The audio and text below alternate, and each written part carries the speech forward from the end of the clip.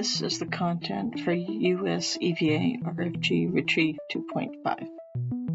EV1 in red stripes egresses first with a crew lock bag, followed by EV2 in white stripes. Both crew work to release several quarter-turn fasteners on the multi-layer insulation tent over the radio frequency group. EV1 moves underneath the platform to remove the covering. Then EV1 visually inspects the radio frequency group and relocates the tool bag.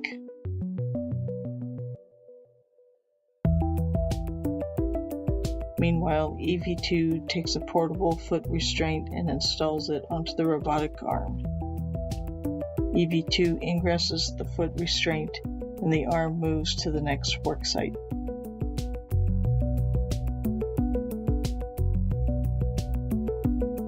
The crew will work together to remove rubber applied to the bolts on the aft wedge clamps. Then, using a ratchet wrench and a specially designed wrench, they will release the tension in the 5 clamps keeping the radio frequency group onto the stanchion. EV2 will return to the forward face of the stowage platform, then release 4 structural bolts using the pistol grip tool. Next, EV2 will slide the radio frequency group from the mounting plate. Then the arm will fly EV2 over to the airlock.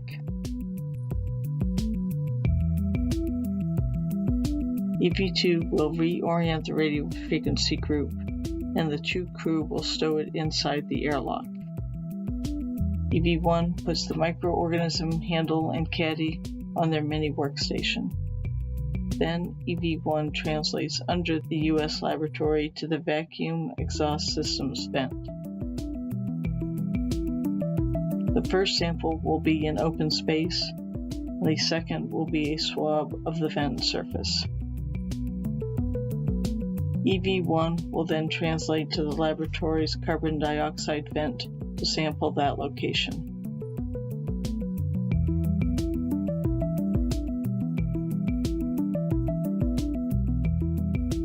Next, EV1 will return to the airlock to swab samples at various locations around the airlock hatch.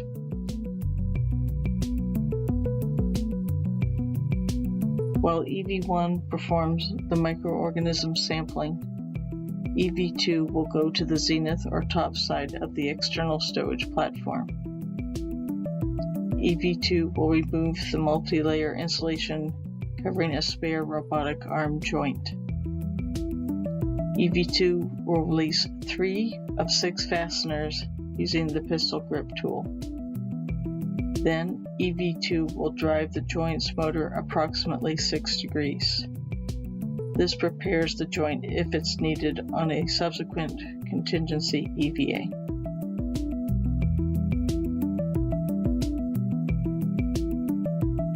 After recovering the joint, EV2 takes the crew lock bag back to the airlock, where EV2 will replace some tethers in a bag.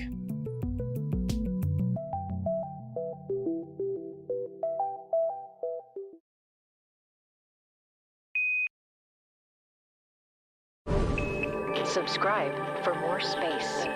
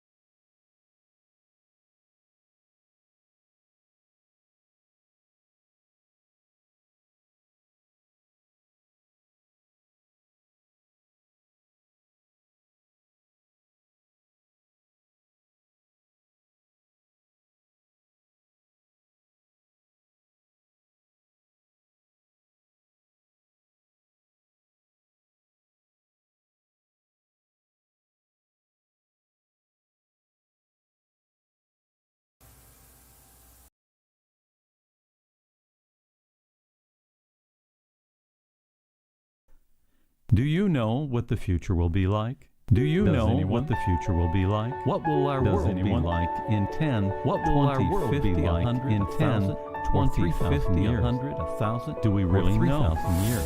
Of course not. Do we really know? Not yet happened. Of course not. But we can make our best attempt to find out. But we can make our best attempt from what we have now. Extrapolating radical we have now that no one ever expects, radical yet always happens, no one ever and being pragmatic yet always happens about what is and what is not likely, about what is and what is not likely. Join us as we tell a tale of a one that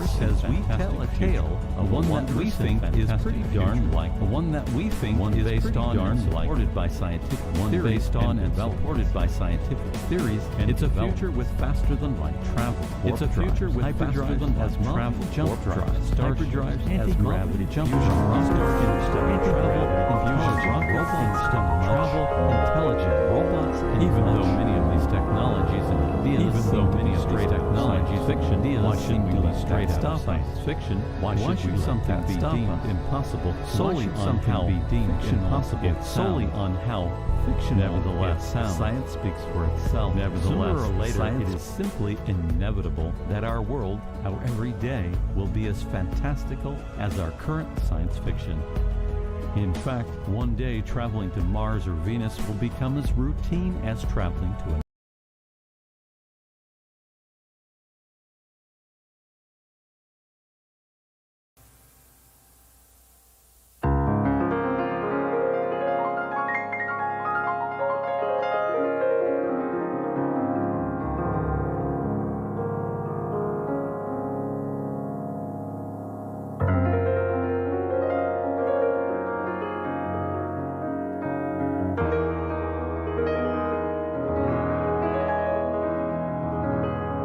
This video is about reaching space. Specifically,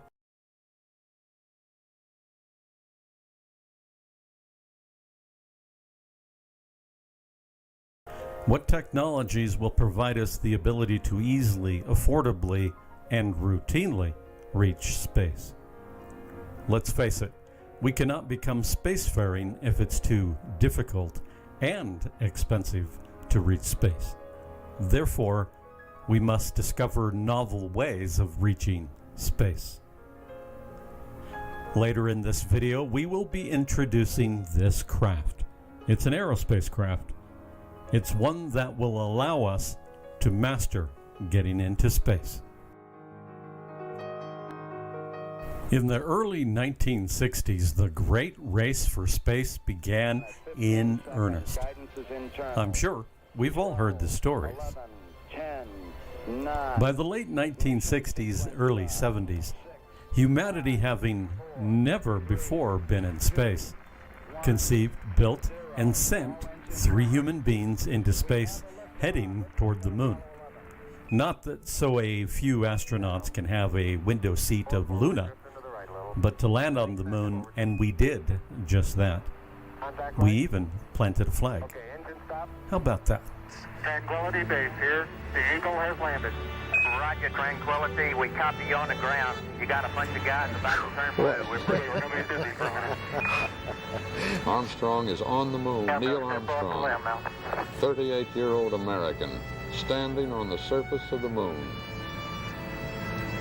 On this July 20th, 1969. That's one small step for man. One giant leap for mankind. Oh, that looks beautiful, Neil. If you think about it, that was an astonishing feat of progress, especially since the needed technologies never existed beforehand. Could we do something similar today? If we put all of our full efforts into another project, say the AS project, could we achieve such feats once again? In fact, we could far exceed their efforts now that we have the experience, that is, some 50 years later. Mankind is resourceful. If we set our minds to a task, no matter how seemingly impossible it might seem, in time we will indeed overcome it.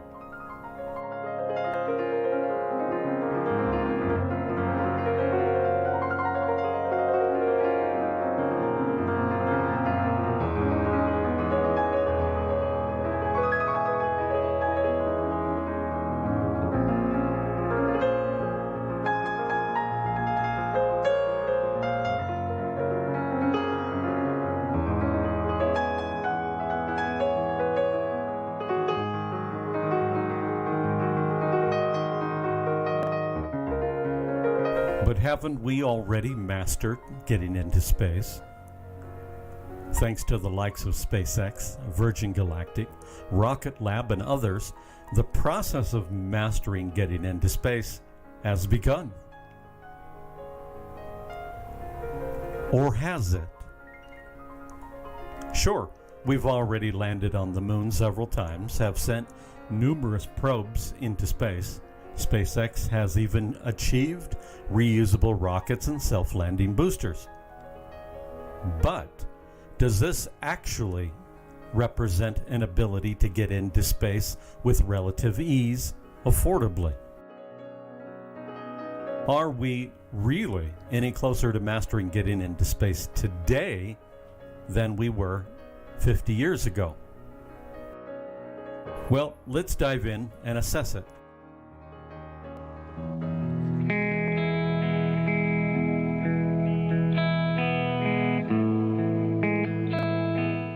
A number of years ago, a good friend of mine owned a small private plane. Behind his house, he shared a compact airstrip that was able to service a handful of small single-engine aircraft. At a moment's notice, and I know this because we've already done this, would step out back of his house into a hangar, inspect his plane, push it out of the hangar, perform systems check, start the engine, taxi onto the runway, and when all was clear, take off. Just like that. 10 miles away was another compact airstrip where another friend was living. There we would often visit him. Basically, this is mastery of air travel. Owning and operating a small aircraft never broke the budget. Let's face it, current means of getting into space require large, massive, powerful, multi-stage chemical rockets, which consist mostly of fuel and propellant. Before they can be launched, they require great weather days, dangerous and expensive fuels and propellants, and containment vessels, well-trained personnel, and expensive dedicated launch facilities. That and a lot more for one launch just to reach orbit. That's a lot of hoop-de-doo just to reach space. And if we throw in the mix reaching Mars, well, before we can reach Mars, that same rocket needs to be refueled and repropellanted, which means tons of fuel and propellant need to be launched into orbit using another one of those massive chemical rockets. In fact, up to 20 times, simply to supply the initial massive rocket with enough fuel and propellant to reach Mars. And once this massive rocket has reached Mars, well, once again, it must be refueled and repropellanted before it can return. This process that requires multiple refuelings in and of itself is highly risky, especially when you consider that typically rockets have a 1 in 600 chance of some sort of failure, whether it's small or major. The question is this real mastery of getting into space? Of course not.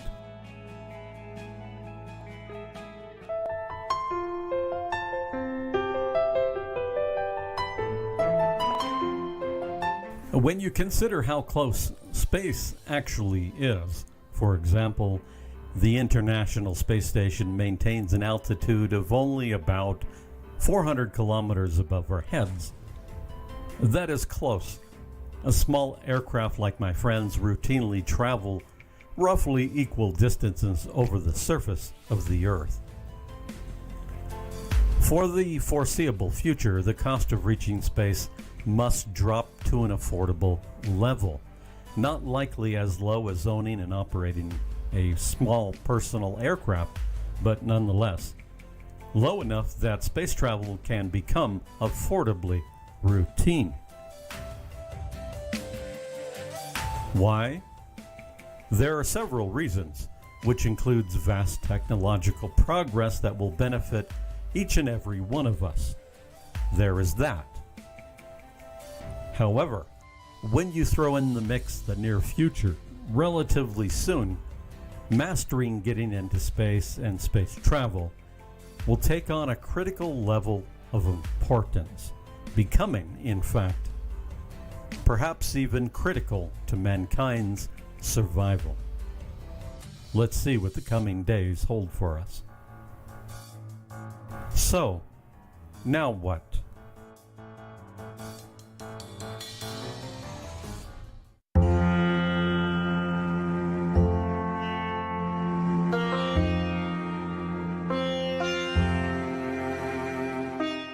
How are we going to master getting into space? Well, a good place to start is with an aerospace craft. An aerospace craft is a vehicle that is capable of both reaching and flying in space. And they can take the form of space planes, which is typical, saucers, spheres, triangles, as well as other shapes. With certain specialized technologies, the shape is not too important. In the last decade or so, multiple hyperfast aircraft and space planes have been conceived, drafted, and some commenced work on. As we speak, there are those developing space and rocket planes, and of course, Virgin Galactic makes use of a chemical-powered space plane to ferry passengers into space. On one hand, it appears to be relatively simple to build an aerospace craft. For example, if you took an existing hypersonic airframe, replaced its engines with one or more rocket engines, then bolted on fuel and propellant tanks, and launched it from the back of a larger aircraft at altitude, what you would have is a basic spaceplane capable of both reaching and operating in space. And of course, Virgin Galactic already does this. On the other hand, attempting to engineer a spaceplane capable of delivering the same levels of performance or more historically has proven to be an expensive uphill battle with little to no benefit, or worse, an expensive pit. Unfortunately, the majority of space planes, while it's a step in the right direction, have not been fully developed. There has not been a continuous, consistent, concerted effort to develop and build space planes that are capable of assuring true mastery of getting into space. Why? Well, there are several reasons, really. Whilst a certain number of these spaceplane concepts are able to take off from a longer but otherwise conventional runway, however, there are two main factors limiting everyday use of spaceplanes. They are drag and the need for voluminous fuel and propellant tanks. Drag represents a resistance to motion, reducing the craft's efficiency, whilst the large voluminous fuel and propellant tanks increase the craft's mass. Both are disastrous to a heavier-than-air vehicle attempting to reach space. Combined, these two factors nearly alone have made spaceplane development undesirable.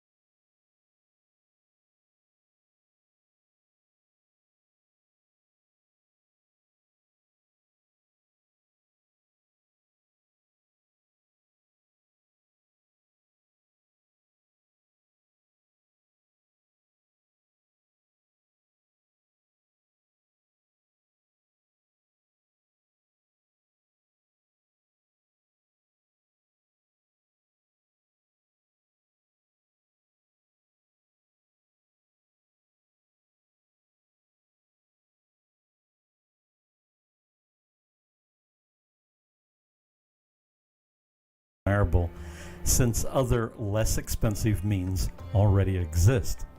That is, rockets. Rockets are able to place payloads into nearly any orbit the customer desires. If we could solve the many challenges associated with aerospace craft, what we would have is a proper spacecraft, one that is able to take off from the surface of a planet, reach space, and return under its own power. With a little more tweaking, it would also be capable of reaching another planet within our system. But hey, let's not get ahead of ourselves.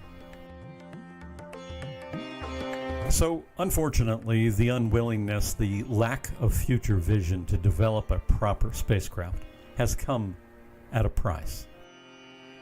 When we need it the most, and I mean relatively soon, it seems we have to start from scratch developing a proper spacecraft, aerospacecraft. Are there any solutions? As a matter of fact, there are indeed solutions, which brings us to the next part of the video.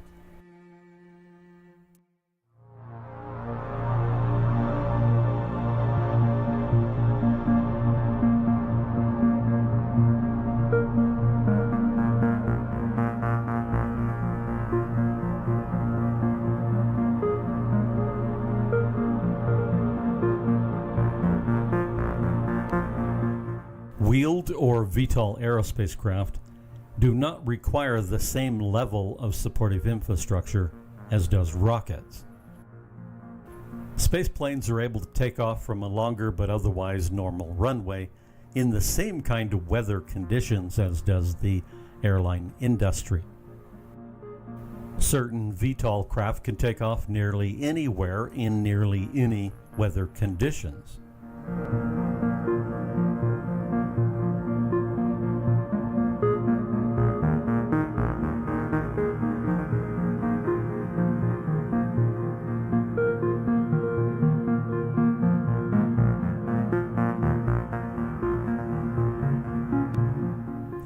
Even though there are other very interesting hyperfast aircraft concepts out there, the craft concept that comes closest to becoming a real spaceplane, real spacecraft, for achieving the most significant progress toward the highest altitudes and the greatest speeds is the IAX. It's an MHD-assisted hypersonic wave rider aircraft powered by an air-breathing scramjet engine. Initially, the IAX was intended to be a classified Soviet spaceplane project, designed to be a new kind of global-range hypersonic cruise vehicle capable of conducting a variety of missions within the mesosphere. That's between 50 and 85 kilometers. Later, it was decided that the IAX was to become, wait for it, single stage to orbit, SSTO, platform for launching, you guessed it, satellites into space. It's an advanced concept that is still to this day under development by Hypersonic Systems Research Institute in St. Petersburg, Russia. It's more advanced because of its ability to control the surrounding air via a combination of systems. I'll explain.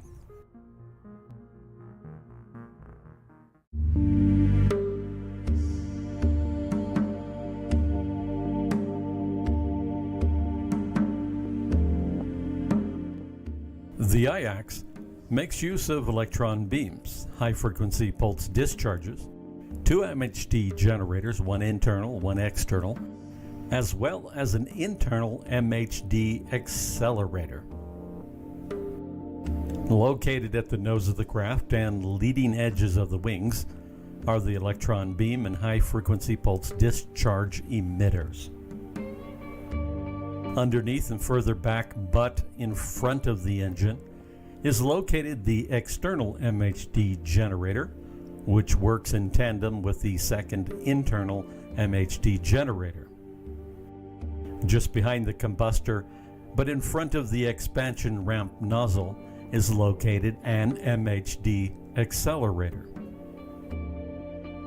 The high-frequency pulsed discharges further ionize the already ionized and extremely hot incoming high-speed air stream, whilst the electron beams saturates the plasma with additional free electrons. The thoroughly ionized high-speed airstream becomes a kind of plasma cocoon. It's a plasma sheath that wraps itself around the craft. The plasma sheath alters the temperature gradient, which in turn alters the speed of sound, thus softening and even detaching the shock wave ahead of the craft, whilst reducing the heat load on the airframe. Why create plasma? Unionized air cannot be grabbed onto and moved by electromagnetic fields. However, if we thoroughly ionize it, the air becomes plasma and is now electromagnetically active, which allows the MHD generators and accelerator to function.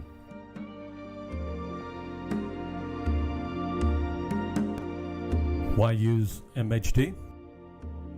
The MHD system utilizes the Lorentz force. It's created as a cross product of both electric current and electromagnetic fields.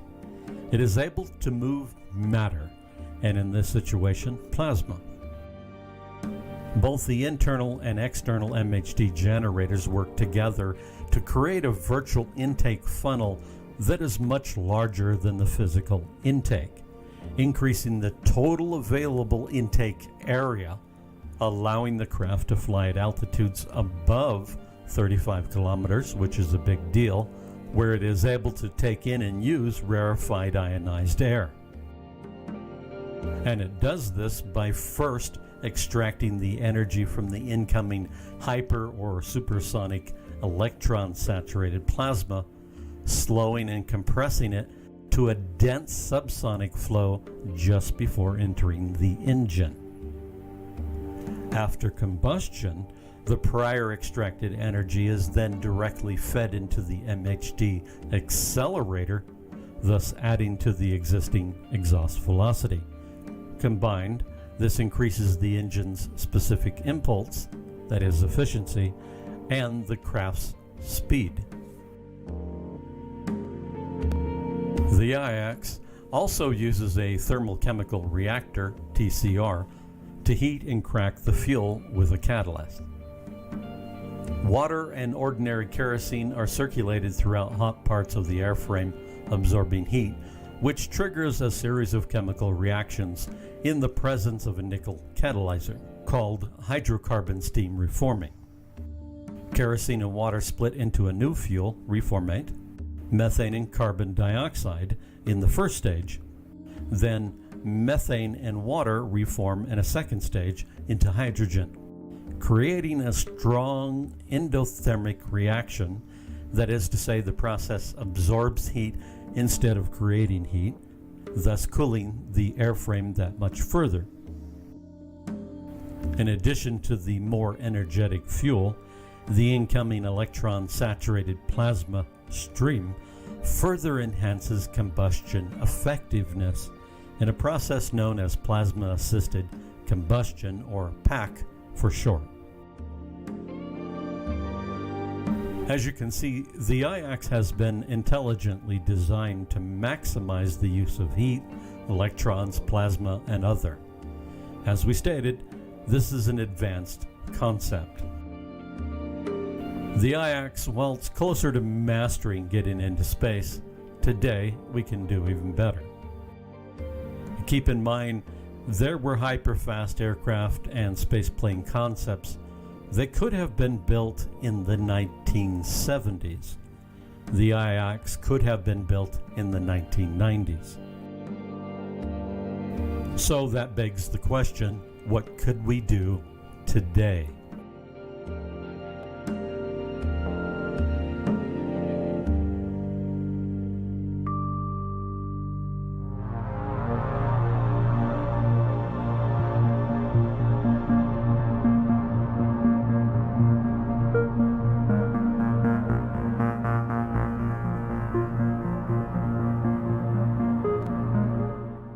rumors have it that we can already build helicopters, super and hypersonic aircraft, and even rockets. Of course we can. Remember, this video is about mastering getting into space. What is an aerospace craft? It's a high-performance vehicle that is capable of both reaching and operating in space. In order to develop a real aerospace craft that is capable of the same levels of performance or greater than a rocket, we must completely rethink the aerospace craft. Can we achieve this? Of course we can. We can build a real aerospace craft today. The main reason for why there are no proper aerospace craft is a silly one. But this video is not about that. Moving on. Completely rethinking? Yeah, that's exactly what we have done. In 2021, based in part on the IAX and the earlier work with the wingless EFE touring craft, we have nearly finished plans for a completely new kind of aerospace craft. The craft on your screen right now are creations thereof. For now, we have chosen a disc-shaped aerospace craft.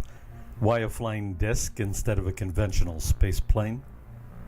Well, first of all, we haven't closed the door on space planes. That said, whilst we could turn a space plane into a VTOL craft for greater mobility, why would we do that when the disc provides us with an appreciable surface area by which to establish lift and exceptional stability? Now, there are two different discoidal aerospace craft configurations for us to build. First, an atmospheric dedicated craft with space travel a secondary consideration. Such craft are more efficient within an atmosphere, not so much in space. They can be used for search and rescue, transportation of goods, resources, and paying passengers around the globe. Second, a space-dedicated craft, whilst less efficient within the atmosphere, is a more capable craft able to fly faster for longer periods of time, needed for hops between planets or planets to moons. Ultimately, we will be building both kinds since each serve different purposes. So, how are we going to achieve real aerospace craft capable of mastering getting into space? With existing specialized technologies. That's how. When we say existing, we mean just that, not some far-off, distant, unproven future technologies. With these specialized technologies, VTOL aerospace craft such as these are feasible, are practical. This VTOL aerospace craft is capable of the levels of performance needed to master getting into space. And this is but one of many craft that can be built today, right now. Because of these specialized technologies, whether it's a space plane or flying disc, ultimately the shape is not too critical. What we have here is the beginnings of a proper spacecraft. So, how does it all work? As we are all aware of, a conventional aircraft being propelled to move through the air generates lift because of the high-speed air moving over its wings or lifting body. If instead we move the air around the craft using one of these specialized technologies, this too will generate lift. And if that craft just happens to be a flying disc, the total surface area is greater than that of a pair of wings. as already discussed, by turning the surrounding air into plasma, an MHD propulsion system via the Lorentz force can very easily accelerate the plasma and the surrounding air to high speeds around the entire surface area of the craft in a similar fashion as to an ion wind craft, thus generating extreme lift and, in accordance with Newton's third law, the law of action and reaction, the vehicle must move. You see, a little over 90% of the challenge of reaching space is achieving high enough velocity, a high enough speed to reach space. MHD is one of those specialized technologies that is capable of providing the levels of performance needed for reaching space. Highlighting this fact are already in existence MHD-powered, we'll call them things, capable of extreme speeds even without sonic booms. Taking it a step closer to becoming a proper spacecraft for in-space operations where there is no atmosphere, the craft needs maneuvering thrusters, RCS. Well, with onboard propellant and one or more non-chemical rocket engines, this will do nicely.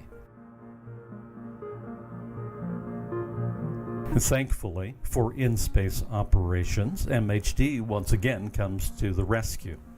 With a certain amount of onboard fuel and propellant, specialized RCS plasma thrusters and aerospike engines will be able to accelerate the craft around the globe. It's a win-win situation. MHD provides the movement while its internal lasers guarantee a steady supply of plasma for use by the MHD propulsion systems. And, of course, within an atmosphere, the air itself serves as the propellant. This is a completely new kind of aerospace craft, one that incorporates specialized MHD propulsion systems and more. At the top of the craft are specially regulated lasers and microwave emitters to thoroughly ionize the air into plasma. Also are located coils and electrodes to rapidly accelerate the air and plasma down over the surface of the craft. Why plasma? Well, quickly recapping from what we already talked about, there are two main reasons. Unionized air cannot be grabbed onto and accelerated. However, if we turn it into plasma, the ionized air is now electrically active and can therefore be accelerated using the Lorentz force.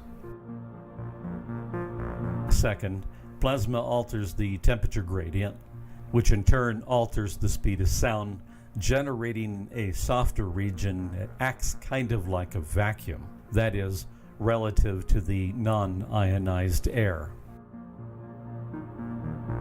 For horizontal flight, around the perimeter of the craft are 12 or more horizontally mounted plasma aerospike thrusters used to move the craft in any desired, of course, horizontal direction, whether in the atmosphere or in space. At the bottom of the craft are what we refer to as plasma neutralizers, so as to not leave a trail of ozone in the craft's wake. The main reason for the aerospace craft is to deliver payloads, that is, materials into space, to build a shipyard for the purpose of building starships, as well as to place our Planet Seeker telescope in orbit, which was designed to locate habitable exoplanets. This craft affords us a certain degree of mobility, especially since we can easily and effectively transport folks and materials around the planet by skimming the top of the atmosphere. This would allow us to reach nearly anywhere in the world within a relative few hours. So now the question is, what is an MHD propulsion system?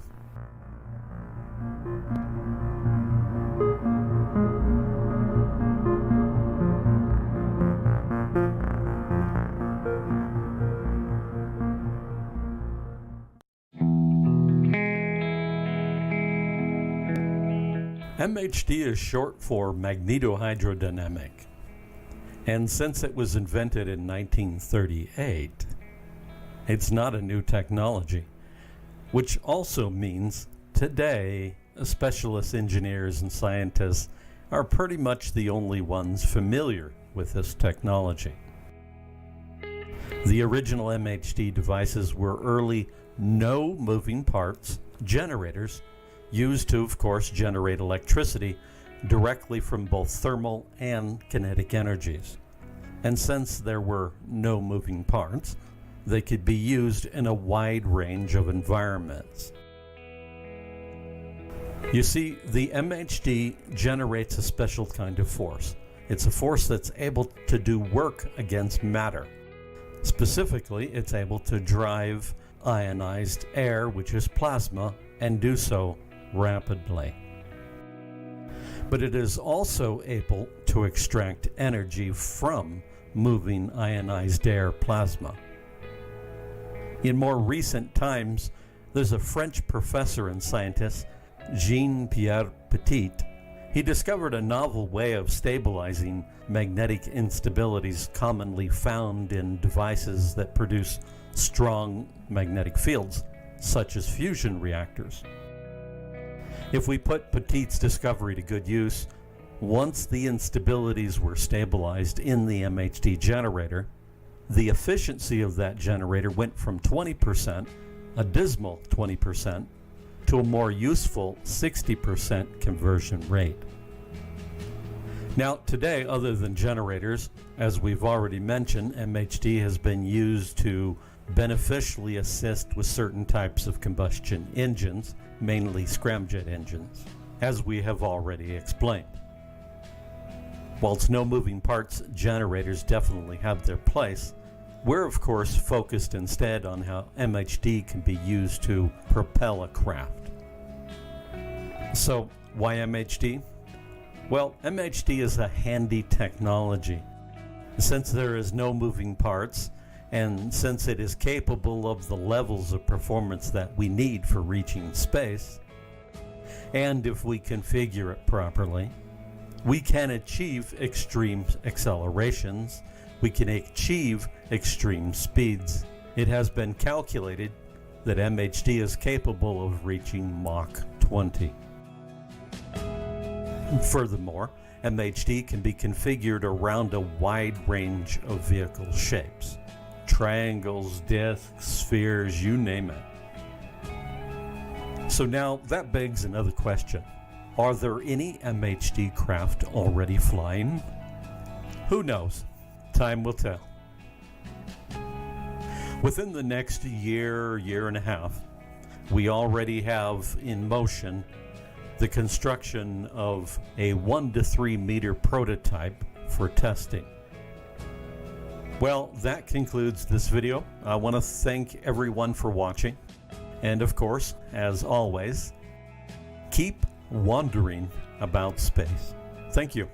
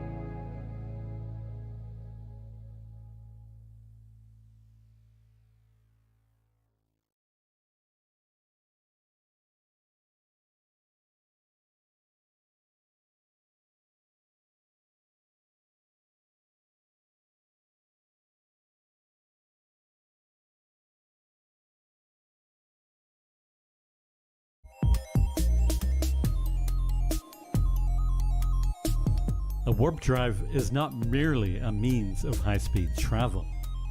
It is, in fact, a tool of many uses, some unexpected.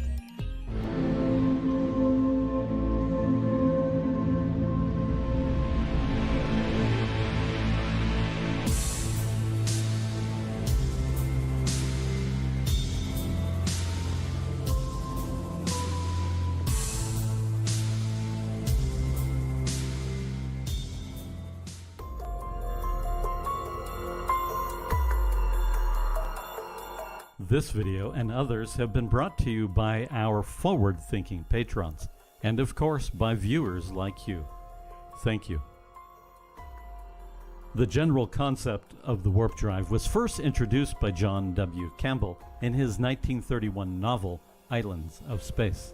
Since then, it has captured the attention of many science fiction writers, such as Star Trek. As with many technologies found within the pages of great novels, a large number of them eventually find their way into reality. And that's because of this little something we call inspiration.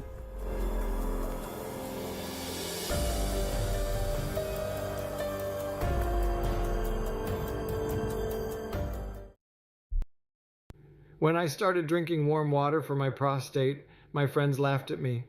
But when they saw how much I'd improved, they started doing it themselves.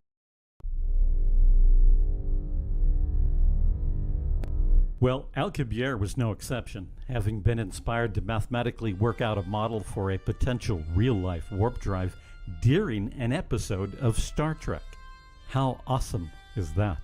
Though he never intended to develop it further, he did, however, inspire others, which includes NASA and us. From day one, the drive has been primarily associated with FTL travel, but most of you are probably not aware that the drive has multiple functions.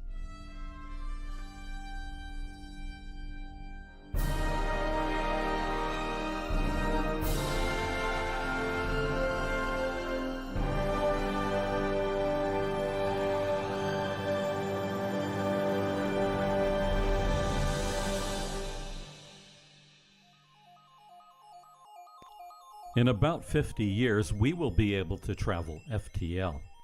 But until then, we can still benefit from the warp drive tech today. And in a moment, I'll tell you how we can do just that. But first, let's provide you with a detailed explanation of the warp drive and how it actually distorts or curves space-time. The warp drive consists of a collection of the usual high-voltage cables, power electronics, coils, cryogenic cooling systems, etc. Common to any high-voltage, high-frequency system such as particle accelerators and tokamaks. The exact details of the components depends greatly on the specifics of the torus assembly. This is where the real magic takes place, if you will. The entire system functions like this. When energy is applied to the coils, which is approximately 18 billion megawatt hours for one single warp event, a spherical field of normal positive electromagnetic energy is generated around the entire assembly. Now, by spreading this field over a sufficiently large volume, the energy inside the region becomes negative, producing a repulsive anti-gravitational field. That's correct, anti-gravitational field. So, how does it become negative? Well, space-time has a certain baseline energy. This is the so-called zero-point energy. A good demonstration of this is superfluid helium-4, which will never freeze at normal pressures thanks to zero-point energy. Spreading an amount of energy over a sufficiently large volume reduces the energy density inside that volume. Eventually, all that is left is the repulsive zero-point energy, which is thought to be behind the mysterious dark energy that causes the universe to expand faster than light. Zero-point energy is actually positive energy, but it expresses itself as a negative pressure, which refers to a repulsive pressure within Einstein's relativity. The negative pressure of the zero-point energy in turn ultimately gives rise to a negative energy.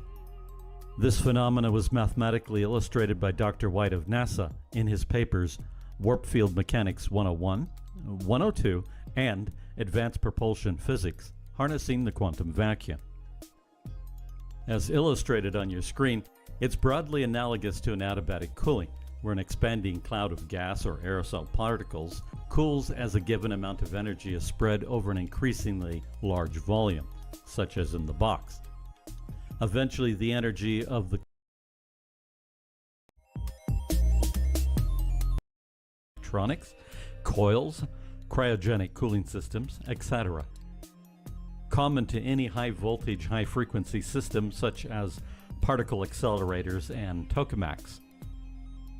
The exact details of the components depends greatly on the specifics of the torus assembly. This is where the real magic takes place, if you will. The entire system functions like this. When energy is applied to the coils, which is approximately 18 billion megawatt hours for one single warp event, a spherical field of normal positive electromagnetic energy is generated around the entire assembly. Now, by spreading this field over a sufficiently large volume, the energy inside the region becomes negative, producing a repulsive anti-gravitational field. That's correct, anti-gravitational field. So, how does it become negative? Well, space-time has a certain baseline energy. This is the so-called zero-point energy. A good demonstration of this is superfluid helium-4, which will never freeze at normal pressures thanks to zero-point energy. Spreading an amount of energy over a sufficiently large volume reduces the energy density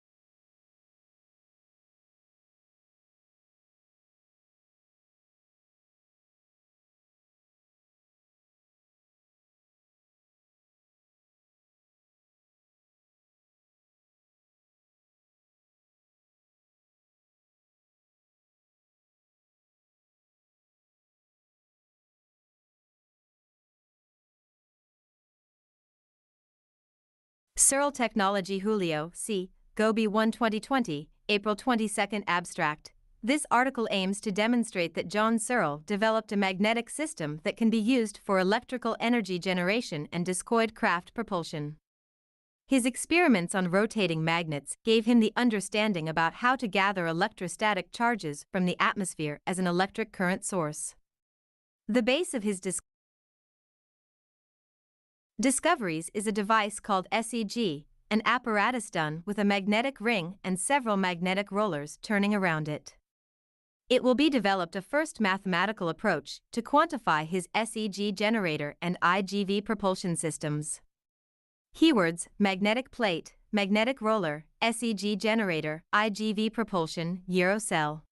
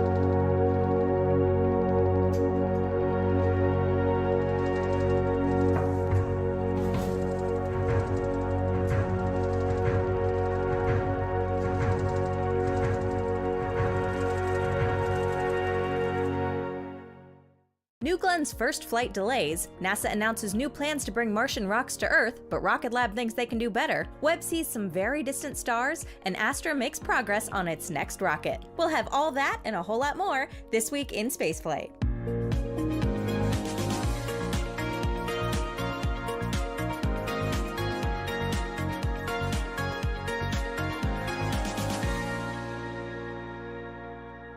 NASA has evaluated its options for the Mars sample return mission and came up with some new plans that will cut the costs nearly in half and get the mission done years earlier. Sounds amazing, doesn't it? Well, not everyone seems happy with the new plans. Why? Well, it's a long and fascinating story, so hold on tight. NASA has been planning a mission to bring Martian rock and sediment samples back to Earth for a long time. In fact, it's already started the first phase, as the Perseverance rover has been collecting samples since it arrived on the Red Planet in early 2021. NASA collaborated with the European Space Agency to design a mission to retrieve these samples and bring them back to our home planet. As time went on, the mission got more and more expensive, and the date when the samples were supposed to arrive on Earth got pushed back further and further.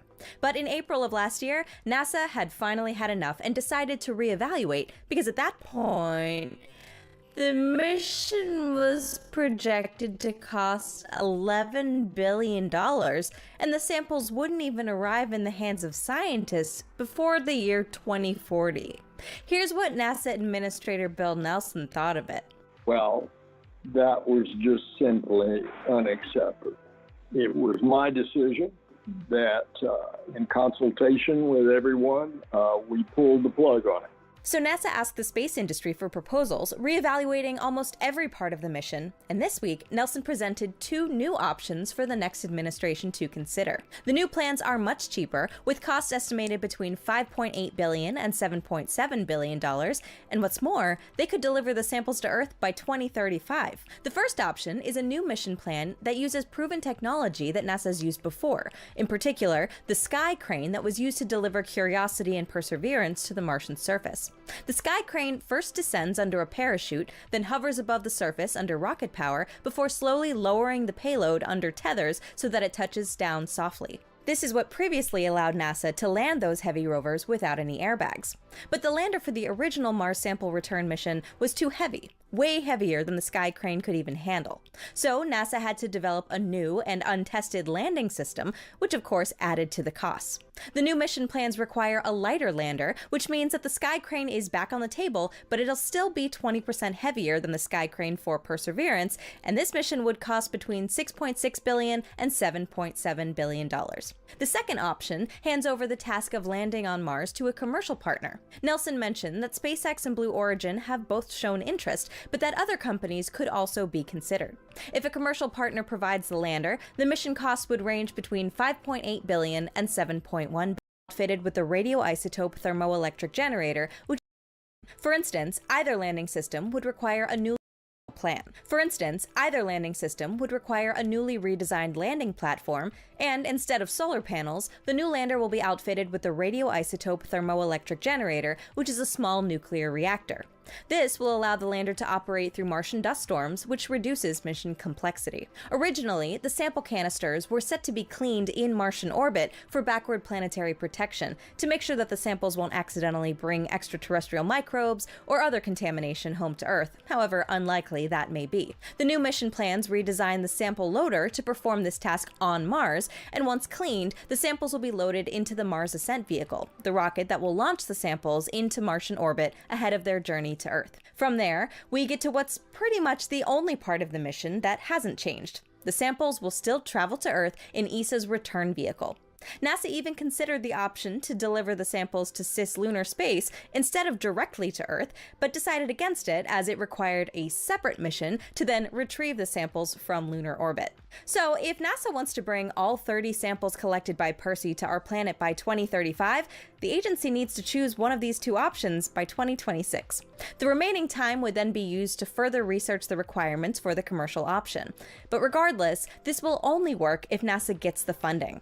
The agency needs at least $300 million for this mission in the current fiscal year, otherwise the sample delivery could be delayed until 2039. Associate Administrator Nikki Fox emphasized the importance of getting the samples back as soon as possible. So the Mars Sample Return Program remains the next step for us to be able to study samples from the planet Mars. It's humanity's first mission to bring scientific samples from any planet right back here to Earth for study using our state-of-the-art facilities. But will this actually be the first mission to return samples from Mars? Well, even if the new plans play out exactly as NASA hopes, China might still beat NASA to it. The country plans to launch its Tianwen-3 mission to the Red Planet in 2028, and if that mission succeeds, Chinese scientists might be able to study samples as early as 2031. That's way earlier than NASA can currently dream of. Of course, this is a completely different mission though. Percy has allowed scientists to collect very specific samples, but the Tianwen-3 mission will only be able to collect a sample at its landing location. This means that NASA samples will likely have much more scientific value than the Chinese ones, but only one can be the first to bring back Martian rocks. Now remember how I said not everyone was happy with NASA's new plans? Well, Rocket Lab thinks that it can do better, and that NASA made the wrong decision. Rocket Lab wants to get Percy's samples, quote, in the hands of scientists faster and more affordably. And the company believes that they can do it as early as 2031 and for less than $4 billion. While most people don't think about Rocket Lab as a company with much experience in designing interplanetary missions, it might actually have what it takes. The many companies that Rocket Lab has acquired over the years have worked on recent Mars missions. And with that collective experience, Rocket Lab has designed a mission of its own. If NASA wants to go for this mission, they'll have to put a lot of trust into a single company. Not only that, they'll also have to abandon their collaboration with the European Space Agency. But it might just help them to be the first to bring a piece of Mars back to Earth. And if they want to be the first, they'll have to make this very important decision very soon.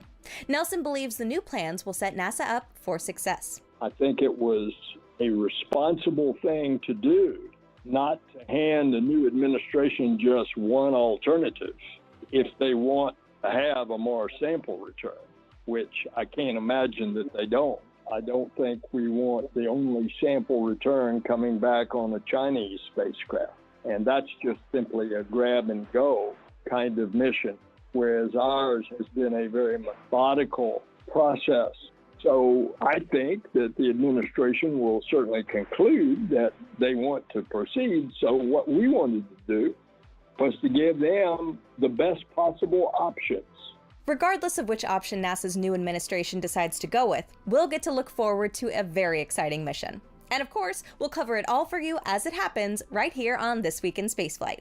And hey, if you want to follow along with us, there should be a subscribe button somewhere nearby, and oh, hey, I think I see a like button as well. And now we'll take a glimpse at some other stories across space, starting with the Indian Space Research Organization, or ISRO, which has postponed the docking test of its SpadeX mission.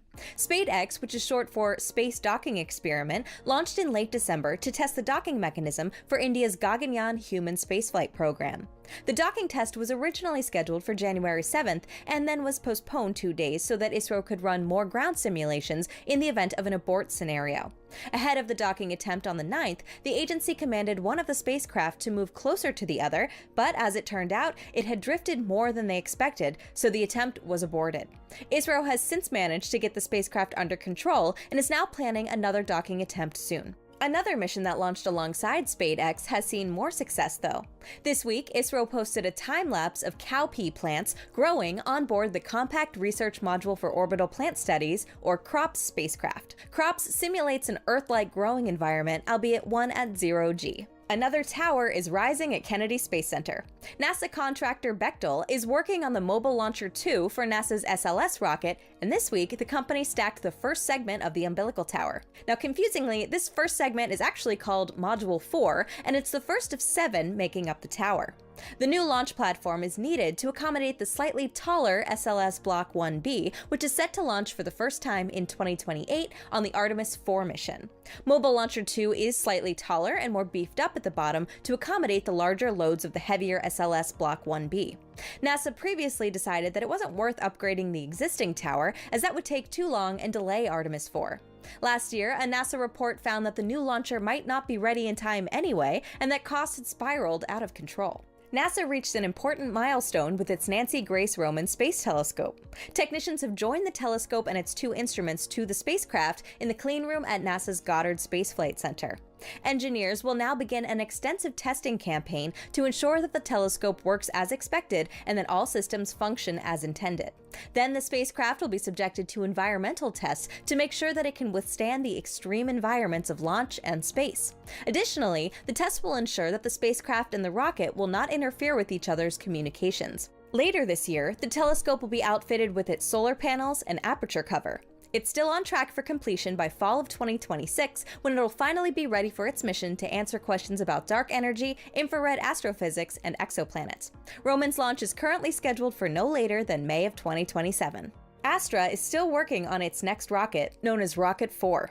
This week, the company shared a photo of Rocket 4's upper stage tank as it was sent off for qualification testing. During these tests, the company wants to verify that the tank can handle the loads and stresses of launch.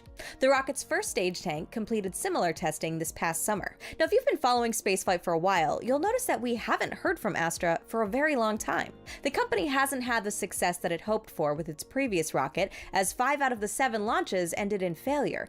One of them literally went sideways. After the last failure in June 2022, Astra moved on to Rocket 4, but dwindling finances meant that the company had to downsize significantly. With only a small team, the company went private last year. But from this week's update, it seems that the company is still going and planning to launch a rocket at some point in the future. We don't know when, but we'll tell you all about it whenever it happens. The James Webb Space Telescope has captured images of more than 40 individual stars in a galaxy far, far away.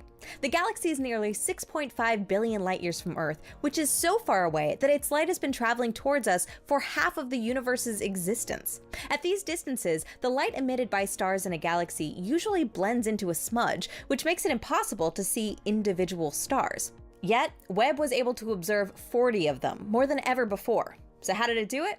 Well, Webb is known for its exquisite resolution, but it needed a little help to see those stars. That help came from the dark matter in galaxy clusters located between the distant galaxy and Earth.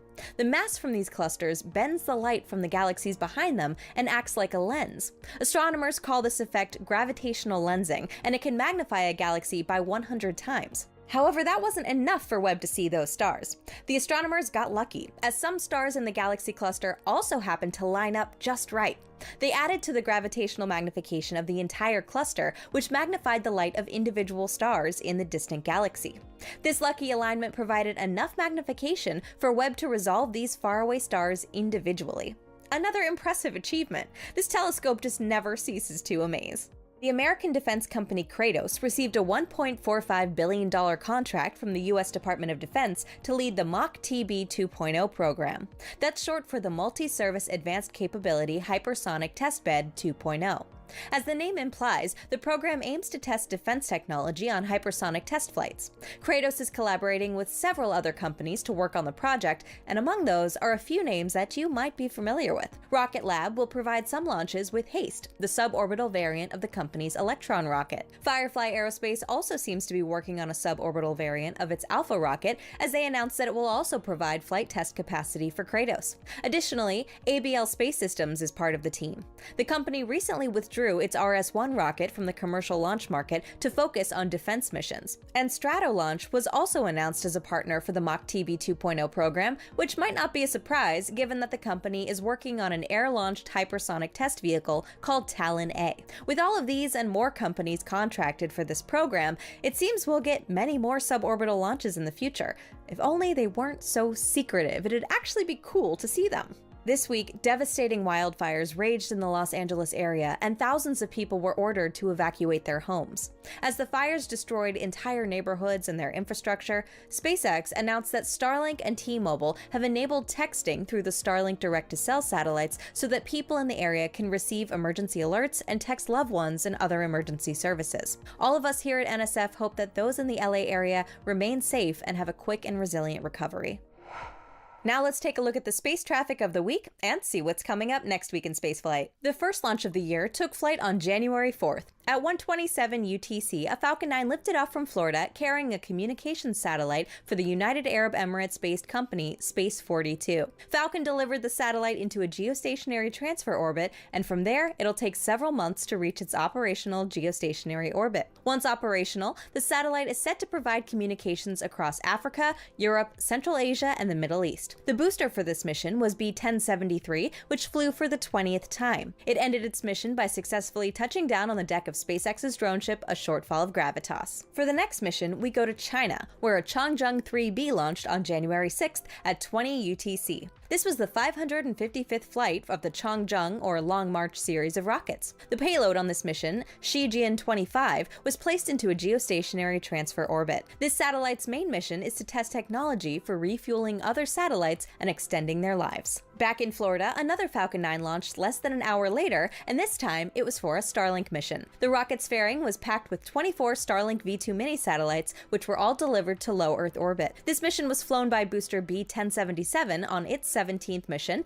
and it touched down successfully on drone ship Just Read the Instructions. The next space traffic event took place elsewhere in the solar system, as Bepi-Colombo performed its 6th flyby of Mercury this week. Bepi-Colombo is a joint mission between the European Space Agency and the Japan Aerospace Exploration Agency that will eventually deploy 2 spacecraft in orbit around Mercury. These orbiters are currently traveling together, and they performed a series of flybys to get on the right trajectory for it to arrive in orbit around the planet. During these flybys, Bepi-Colombo swung by Mercury, allowing the planet's gravitational pull to change its path. This maneuver is therefore also known as a gravity assist. On January 8th at 5:59 UTC, Bepi-Colombo screamed past Mercury at an altitude of only 295 kilometers above the planet's surface.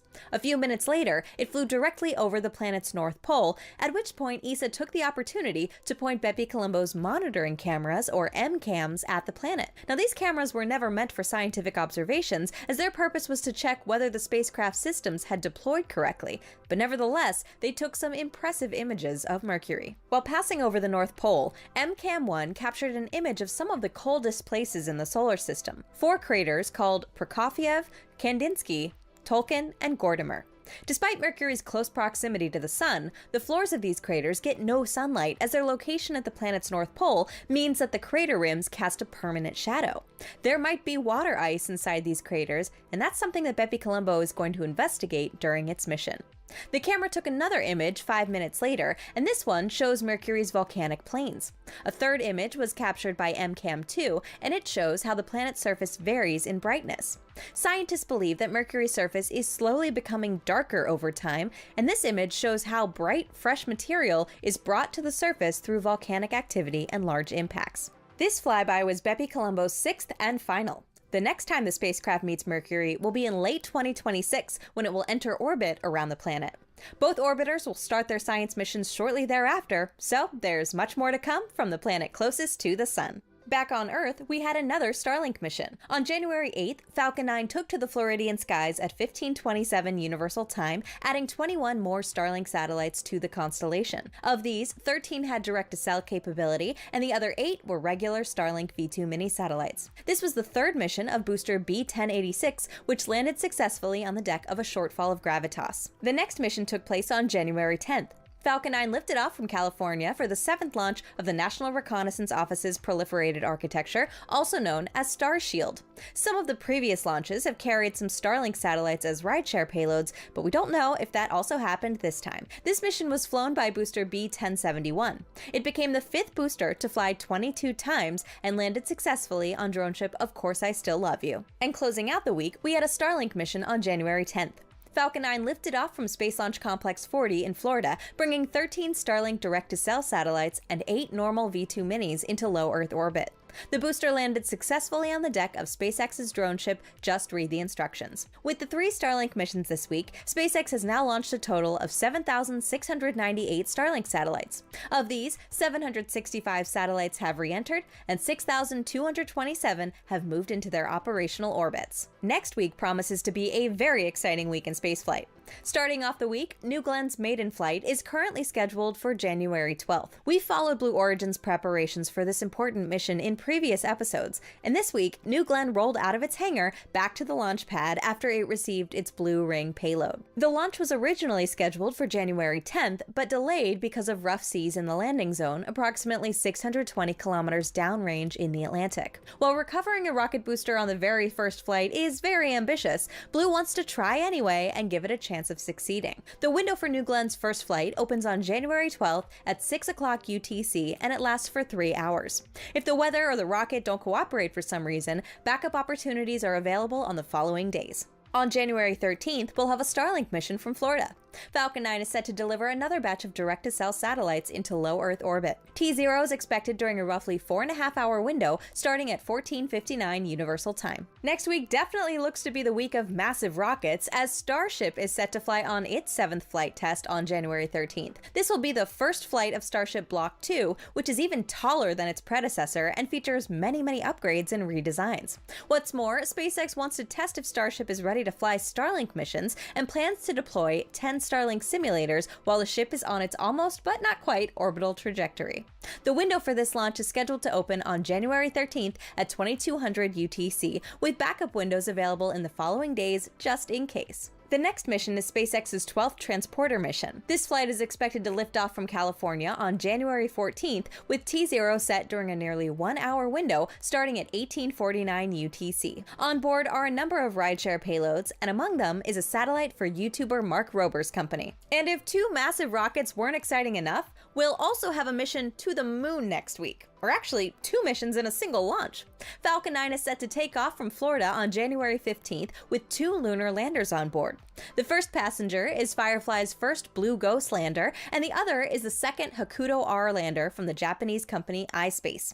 T0 for this mission is expected on January 15th around 6:11 Universal Time. And closing out the week, we'll have a spacewalk on the ISS on January 16th. NASA astronauts Nick Hague and Sunita Williams, yes, one of the Starliner astronauts, I mean, why not, she's up there already, are set to step outside of the station at 12 o'clock UTC. During this extravehicular activity, the astronauts will service 2 science experiments. And that's your weekly update of spaceflight news. I'm Alicia Siegel for NSF, and we'll see you all again next week to recap this week in spaceflight.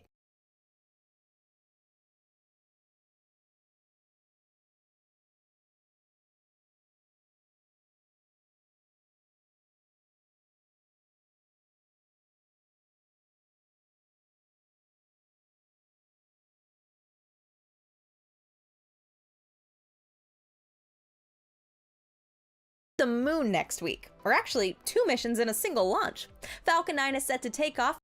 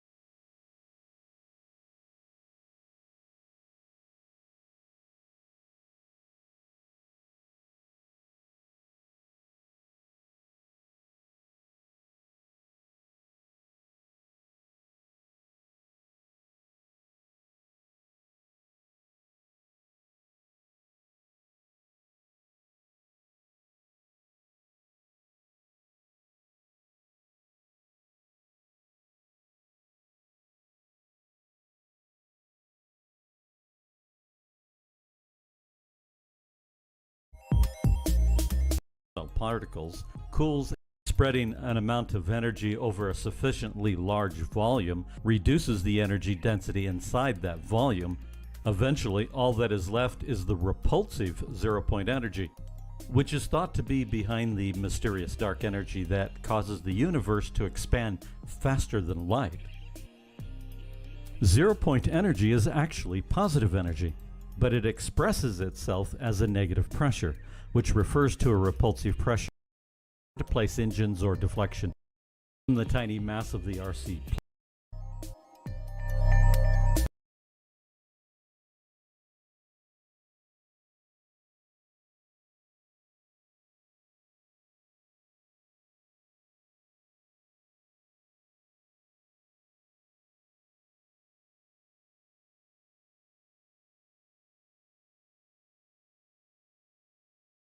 The speed of light is the cosmic speed limit of the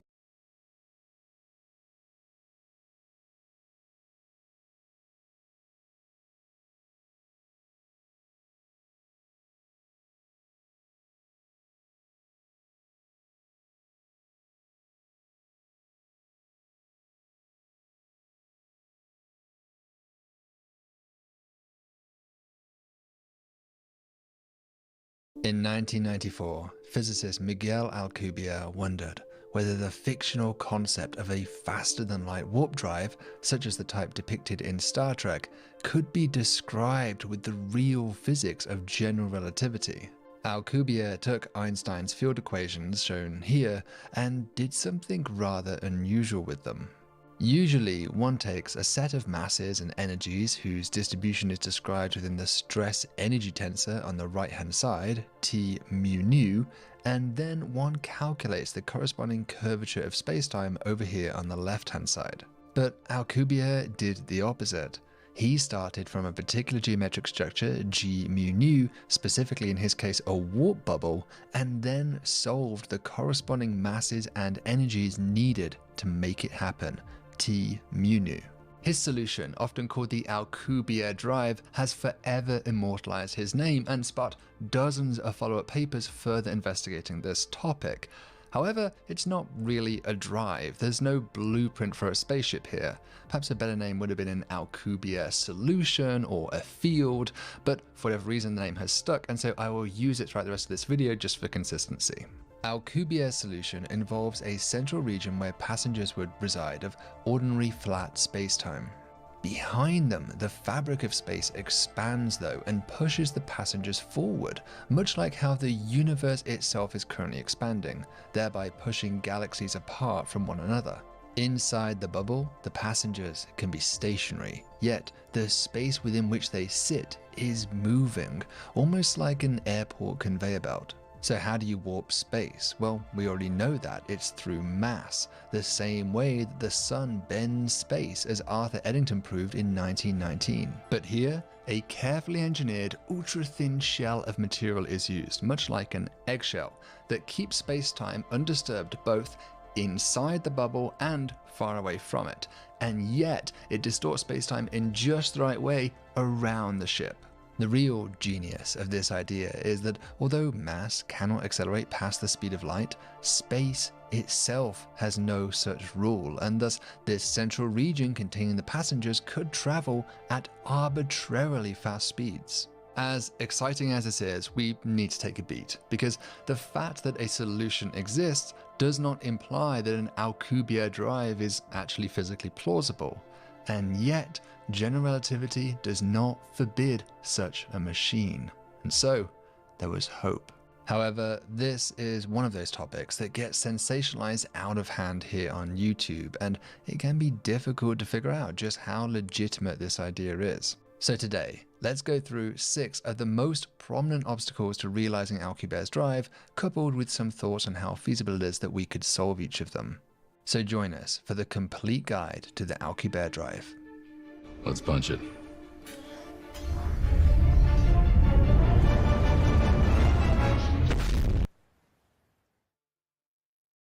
Problem 1. Energy and mass requirements. One of the first complaints levied against the drive was that it required outrageous amounts of energy.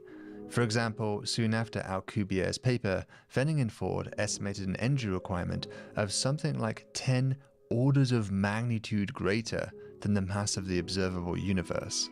But in 1997, Chris van der Broek slightly modified the warp bubble shape to pull the energy down to just 3 solar masses. Okay, this is still a ridiculous amount of energy, but I remember reading those papers as a teenager and being incredibly inspired to become a physicist, because in the space of just 3 short years, pure human ingenuity had reduced the energy demand for a warp drive from 10 universes to just 3 stars. So imagine what might be possible with further refinement and research. Surely we could get this down to practical levels. Another issue is that the actual shell of material needs to be incredibly thin, typically approaching the Planck length in width. The Planck length is thought to be the smallest measurable length, and at this scale, the universe itself is believed to look more like a quantum foam where known physics breaks down. So how severe of a problem is this? Despite the currently incomprehensible challenge of humanity ever reaching this kind of technical level, as far as we can tell, physics does not prohibit it. And so I think we would have to classify this as an engineering challenge, just an engineering challenge of unimaginably high sophistication. Problem 2. Exotic matter. Whilst we're on the topic of energy requirements, there's one minor issue I forgot to mention. We need negative energy, or interchangeably negative mass via equals mc squared. This was a problem recognized right from the outset of Alcubierre's original work, and technically violates a rule in general relativity known as the weak energy condition, or WEC. That rule states that all time-like observers must see a positive energy density. By the way, a time-like observer here means one who always moves forward in time and experiences a natural flow of time, similar to our own everyday experience of time passing. To give some credence to this violation, Alcubierre himself even wrote his only warp drive follow-up paper 27 years later that supports and explores this violation in much more detail. Violating the weak energy condition implies the existence of negative energy or mass. Now, unfortunately, we don't know of any particle with negative mass, but physics also doesn't prohibit one either, and hence such a particle would be described as exotic matter.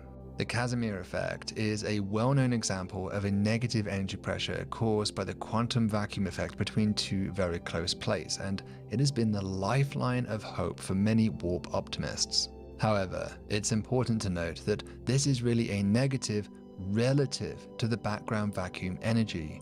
If you took that vacuum energy away, there'd be no negative, so it's unclear whether this could be utilized for warping space. The widely held belief that Alcubierre drives violate the weak energy condition was challenged in a trifecta of papers in 2021, coming from Bobrick and Martyr, Fell and Heisenberg, and finally, Eric Lentz. Whilst this confluence of timing might seem strange, it's worth remembering that this all happened around the time of the COVID-19 lockdown, and Lentz stated in an interview that this is what he spent his lockdown working on. In that work, Lentz splits space-time up into many layers and then uses hyperbolic relations to model their rapidly evolving states, unlike what Alcubierre did in 2017, who used a more linearized approach. His solution looks quite different, involving diamond-shaped regions formed by layers of rings and disks made of super-dense fluids similar to the interiors of neutron stars. But before we get too giddy with excitement, not everybody agrees. Just last year, Jessica Santiago and colleagues pushed back that these papers are all mistaken. They argue that what these papers accomplished is to find a positive energy solution for one particular choice of observer, but the weak energy condition demands this to be true for all time-like observers. And indeed, they further conclude that all 3 of the proposals certainly do violate the weak energy condition when examined more carefully, and further, this is sadly a generic feature of warp drives more broadly. I want to note that Lentz disagrees with Santiago's rebuttal, but I think it's fair to describe this issue as controversial for the moment, and so we may be back to clinging on to some kind of Casimir-like effect for any kind of hope here. As you can tell, the literature on warp drives is surprisingly extensive, and of course this is just one small topic within general relativity, physics, and science more broadly. It's easy to feel overwhelmed by all of the things that we wish that we had the time to learn and read in our all too short and fleeting lives, but fortunately that is where the sponsor of today's video can come to the rescue, Blinkist. If you struggle to finish non-fiction books, need good recommendations, or simply don't have enough time to read everything that you want, Blinkist is a professional book summary service that allows you to grasp their key concepts called blinks in just 15 minutes or less. A recent highlight for me was Uncharted by Margaret Heffernan, Cool Words Today. Problem 3. The Horizon Problem. Soon after Alcubierre's paper, Sergei Krasnikov pointed out that the occupants of the ship would have no way to control, steer, or stop the vessel, or indeed interact with the outside world in any way. An observer located at some initial time cannot affect points outside of their future light cone, which would be required to affect the front of the bubble. Photons produced by the crew, say in an attempt to interact with the front side of the bubble, would simply pile up as they approach and remain at rest relative to the bubble's motion, never quite reaching the front. The consequences of this are fairly profound. Anyone or anything inside a warp bubble cannot control or indeed even create the warp bubble in the first place. After all, any energy field they create inside here cannot reach the front of the bubble, which of course where it needs to be to create the bubble in the first place. This situation is analogous to the concept of horizons in cosmology. If one passed through the event horizon of a black hole, there is no way that one can ever interact with the universe outside that. And so this is why the problem here has often been labeled as the horizon problem. This problem suggests that an FTL Alcubierre drive is not realizable as an isolated entity. We would always need some pre-existing infrastructure built ahead to enable this kind of travel. Like an interstellar highway, we'd need some kind of gigantic tube with negative energy field generators located all the way along it that turn on at just the right moment to create the bubble effect. Perhaps like the huge energy requirements issue we discussed earlier then, we might generously describe this as an engineering problem rather than a fundamental obstacle posed by physics. Problem 4. Radiation. As if the horizon problem was not worrisome enough, it unfortunately culminates in another issue though, radiation, explored in a recent paper by McMonagle and colleagues. Imagine a photon happily going along its way through the universe when from the rear the FTL Alcubierre drive catches up to it. Like a snowplow, the photon gets caught in the front of the bubble and dragged along at FTL speeds. Curiously, if we replace the photon with a near light speed particle or even an astronaut, they would become time-locked for the duration of the warp flight, frozen in place and experiencing very little time passage. Unfortunately, when the ship eventually stops its destination, all of the particles that got caught in that front scoop suddenly get released, and they do so with far more energy thanks to the bubble's motion. The energy dump is so huge that it's sufficient to completely obliterate entire planets, which, let's face it, I don't think is quite how Picard imagined rocking up for those peace negotiations. Of course, this danger could be mitigated by simply stopping outside of the target system and then continuing the rest of your journey at sublight speed, so this problem hardly prohibits the warp drive as a concept. Something much more concerning is what goes on inside the warp bubble. As a horizon, Hawking radiation will be generated due to quantum pair production effects along the rim of the bubble. Finazzi and colleagues investigated this in 2009, showing that the radiation will have a thermal temperature set by the surface gravity of the warp bubble shell, which, recall, has a width approaching that of the Planck length. As a result, the thermal flux incident upon the ship and her crew is of order of the Planck temperature, a staggering 10 to the 32 Kelvin, a temperature not seen since the Big Bang itself. Finazzi concludes that this leads to a completely unstable system, and the warp bubble would almost immediately collapse as soon as it was created. This seems to be a very severe problem, and the only hope I can see here is that an alternative warp bubble metric can be one day found that reduces the Hawking temperature dramatically. Problem 5. The chicken and egg problem. A series of papers have argued that a fatal flaw with the idea of a superluminal warp drive is that one needs one to make one, a catch-22 situation. The Alcubierre metric g mu nu is a warping of space, but even if one achieves this warp bubble, that does not equal a superluminal warp drive.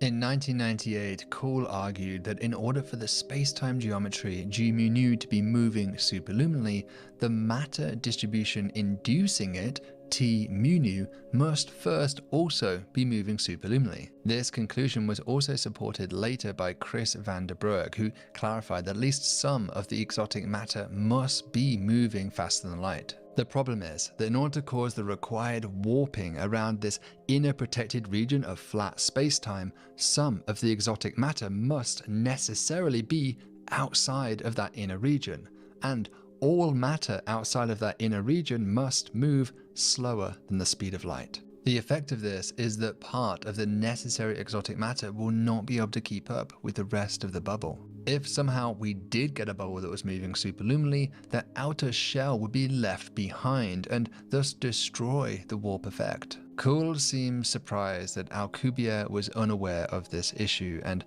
van der Broek even states that Alcubierre spacetime is an example of what can happen when the Einstein equations are run in the wrong direction. However, van der Broek speculates that it might be possible to get around this problem by allowing the distribution of exotic matter to expand and fan out into a tail at the back, almost like an exotic matter contrail, but it's unclear whether this is even possible. In the most recent paper along these lines, Bobrick and Martai highlight that the majority of the literature generally assumes that the required curvature of space is already moving superluminally, which again raises the question as to how that could be caused without some matter distribution, T mu nu, that was already superluminal. Indeed, in a 2021 interview with Scientific American, Bobrick says none of the physically conceivable warp drives can accelerate to speeds faster than light. Is there a way to save the Alcubierre drive from this problem?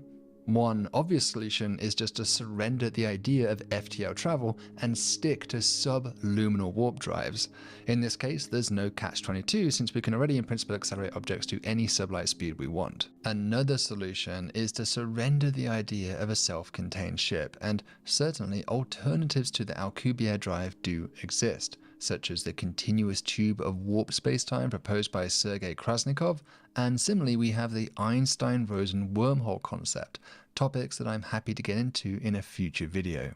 But the point is that in either case, our current understanding here prohibits the idea of a self-contained, faster-than-light warp drive. Problem 6. Causality. The final problem I'll discuss is causality violations, which really means that the warp drive can create closed time-like curves, CTCs, that is to say, backwards time travel. The problem here is that such a machine could potentially create paradoxes, such as the famous grandfather paradox, where one uses the warp drive to go back, kill one's grandfather, and thus meaning that you could not have traveled back in the first place since you were never born. Bizarrely, general relativity does not forbid backwards time travel, but it seemingly breaks down the predictive capacity of physics and makes many of us deeply uncomfortable. Stephen Hawking suggested that it was indeed impossible because of his famous chronology projection conjecture, arguing that whenever one attempted to use a time machine, quantum effects would prevent this from actually happening and would somehow destroy the time machine or prevent the paradoxes from forming. Hawking's conjecture wasn't idle speculation, but grounded from a strong mathematical argument concerning feedback. Like putting a microphone too close to a speaker, the same signal can whip around many times, increasing in intensity exponentially and ultimately destroying the time machine. So how does a warp drive lead to time travel? First, this is not some sort of time dilation effect, since by construction, the passengers can actually be at rest in their own little inner protected pocket of flat space-time. the time travel effect here is a subtle and complex topic which deserves its own video. Unfortunately, we have already made that video, which you can find up here. To try and keep things simple, that video shows why FTL violates causality in the framework of special relativity, but the manifestation of closed time-like curves occurs even in general relativity, as proved by Alan Everett in 1996, soon after Alcubierre's original paper. I think there is a lot of confusion about this topic, but I want to emphasize that Alcubierre himself acknowledges that his drive is a time travel machine. For example, he says so as much in a recent interview over on Event Horizon with friend of the channel John Michael Godier. And there's a proof, a general proof, that any method you come up with that allows you to travel faster than light can in principle be turned into a time machine. That's true of the warp drive. I didn't prove it myself, but I hinted at it in my paper, and somebody proved it about a year later, somebody actually proved it in detail. Similarly, he stated in his lecture slides on the topic, beware, in relativity, any method to travel faster than light can in principle be used to travel back in time, a time machine. Further, he included a derivation proving this point in his 2017 follow-up paper, and he has stated the same thing on Twitter in interactions with other scientists. So sadly, yes, our current understanding is that closed time-like curves appear to be an unavoidable feature of FTL travel. However, that does not necessarily rule out the possibility of a warp drive. For one, Hawking's conjecture could be wrong. I mean, it is unproven, or perhaps it's something more like the Novikov self-consistency principle, which we've explored in a previous video on time travel. Alcubierre himself has pointed out that even if Hawking's conjecture holds, the warp drive might still be possible though, since one doesn't necessarily have to use it as a time machine, even though, yes, in principle, one always could. Indeed, perhaps it's only in cases where you attempted to use the drive in this nefarious way that the conjecture comes into effect, perhaps instilling some kind of quantum feedback effect that destroys your warp bubble. It's difficult to imagine practically how this would work, so I remain skeptical this is a way out here, but perhaps it provides a glimmer of hope to some of you. So there you have it. 6 problems that stand in the way of an Alcubierre drive. For some, like the energy requirements and horizon problem, we can perhaps argue that these are merely engineering issues, but for others, the problems are more fundamental, such as enormous radiation levels, violating both causality and the weak energy condition, and a catch-22 problem. Interestingly, almost all of these problems go away when dealing with subluminal warp drives, which would still be a remarkable achievement, where the rate of time passage could even be controlled within the bubble itself. For me, I take 2 things away from Alcubierre's drive. The first is inspiration. I may not have even ever become a physicist was it not for his paper, and I think many others feel similarly inspired. But not just by his work, but by the many papers that followed, incrementally improving the model and also revealing the fundamental problems with the concept itself. His idea is an intellectual playground that we can't help but have fun with.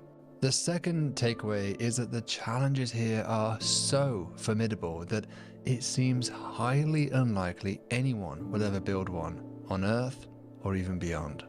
To make it happen requires multiple new physical possibilities to be revealed that all fortuitously work in just the right way that we need for this to be possible. It's frankly akin to hoping for magic at this point, but magic that just so happens to work in the way that you hoped it would. To some, that might seem depressing, but the truth is that interstellar travel is perfectly possible without a warp drive. It just comes at the cost of relativity, like time dilation effects, or simply a lot of patience. But looking for shortcuts, tricks, and cheat codes to the universe might yet reveal a way for us to touch the stars one day, and Alcubierre's work will surely be remembered as one of the most audacious and exciting ideas along those lines. So let's keep looking for those opportunities, those loopholes, and as always, stay thoughtful and stay curious. Try and keep things simple. That video shows why FTL. Unfortunately, we have already made that video, which you can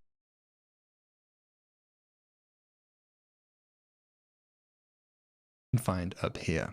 To try and keep things simple, that video shows why FTL violates causality in the framework of special relativity, but the manifestation of cool and complex topic which deserves its own video, unfortunately, we have already made that video which you can find up here. To try and keep things simple and complex topic which deserves its own video, unfortunately, we have already made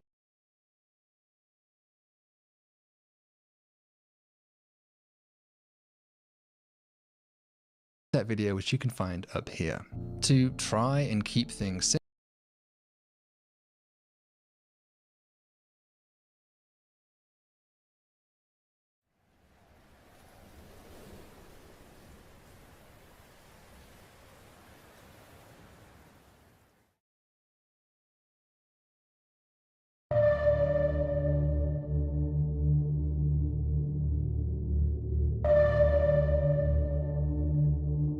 our galaxy is over 100,000 light years across, a distance so vast that it defies ordinary understanding. Even humanity's earliest radio transmissions, hurtling through space at the speed of light, would still only have washed over less than 1 millionth